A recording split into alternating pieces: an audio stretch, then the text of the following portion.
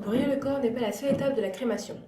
Après l'incinération, les cendres peuvent être conservées au crématorium pour une année entière, laissant à la famille le temps de la réflexion.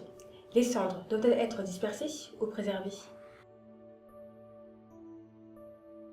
Depuis le 19 décembre 2008, il n'est plus possible de garder à domicile les cendres d'un proche incinéré, sauf s'il a été crématisé avant cette date.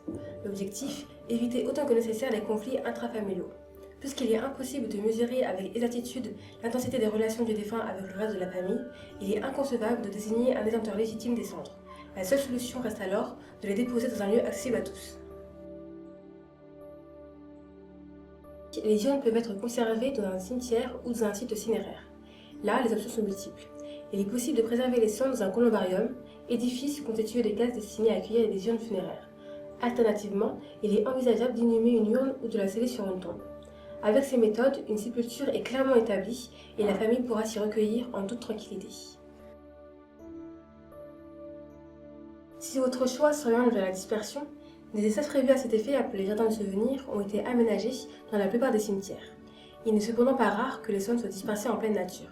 Le cas échéant, il convient simplement d'éviter la voie publique, les rivières et les fleuves, et de prévenir la commune de naissance du défunt et celle de dispersion. Une fois cela accompli, rien ne pourra vous empêcher de disperser les cendres dans une forêt, en montagne ou en mer.